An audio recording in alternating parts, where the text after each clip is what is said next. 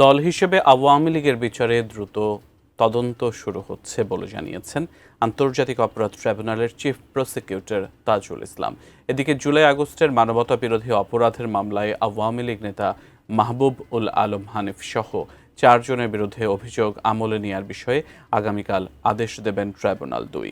বিস্তারিত জানাচ্ছেন মাহতাব মিনহাজ।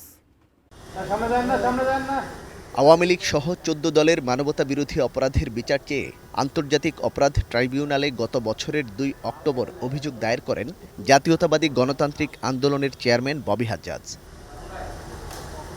তার অভিযোগে বলা হয়, বৈষম্য বিরোধী আন্দোলনের মধ্যে গত 19 জুলাই আওয়ামী লীগ নেতৃত্বাধীন 14 দলের বৈঠকে কারফিউ জারির সিদ্ধান্ত হয়। সেই বৈঠকে কারফিউ চলাকালে দেখামাত্র গুলি চালানোর নির্দেশ দেওয়া হয়। এরপর গুলি চালিয়ে গণহত্যা সংঘটিত হয় বলে অভিযোগে উল্লেখ করা হয়। এই সিদ্ধান্তের মাধ্যমে দল হিসেবে আওয়ামী লীগ, ওয়ার্কার্স পার্টি, জাসদ সহ 14 দল মানবতা বিরোধী অপরাধ করেছে। অভিযোগে গণহত্যার সরাসরি হুকুমদাতা হিসেবে আওয়ামী লীগ, জাসদ, ওয়ার্কার্স পার্টি, তরিকত ফেডারেশন, জাতীয় পার্টি জেপি, সাম্যবাদী দলসহ 14 দলের শরিক রাজনৈতিক দলগুলোর বিরুদ্ধে তদন্ত করে বিচার চাওয়া হয়।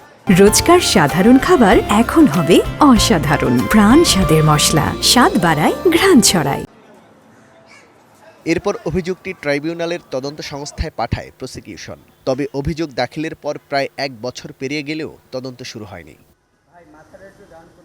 রোববার দুপুরে আন্তর্জাতিক অপরাধ ট্রাইব্যুনালে চিফ প্রসিকিউটর তাজুল ইসলাম জানান, অভিযোগটির যাচাই বাছাই চলছে।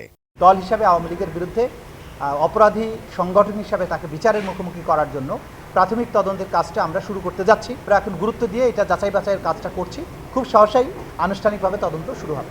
এদিকে জুলাই আগস্টের মানবতা বিরোধী অপরাধের মামলায় আওয়ামী লীগ নেতা মাহবুবুল আলম হানিফ সহ 4 জনের বিরুদ্ধে অভিযোগ আমলে নেওয়ার আদেশ সোমবার দেবেন ট্রাইব্যুনাল 2। 3টি চার্জ এনে তার বিরুদ্ধে এই ফরমাল চার্জটা দাখিল করা হয়েছে। এই 3টি অভিযোগ প্রমাণের জন্য সাফিসিয়েন্ট ম্যাটেরিয়াল, তথ্য প্রমাণাদি সবকিছুর প্রসিকিউশন দাখিল করেছে। ট্রাইব্যুনাল বলেছেন এগুলো পর্যালোচনা শেষ করে আগামীকালকে কগনাইজেন্স নেওয়ার ব্যাপারে তারা আদেশ দেবেন। এছাড়া এদিন জুলাই আগস্টের মানবতা বিরোধী অপরাধের আরেক মামলায় সিরাজগঞ্জে 3 জনকে হত্যার অভিযোগে সাবেক সাংসদ জান্নাতারা হেনরি সহ 3 জনকে গ্রেফতার দেখিয়ে কারাগারে পাঠানোর নির্দেশ দিয়েছে tribunal 1। Mahtab Minhaj, ATN news, Dhaka.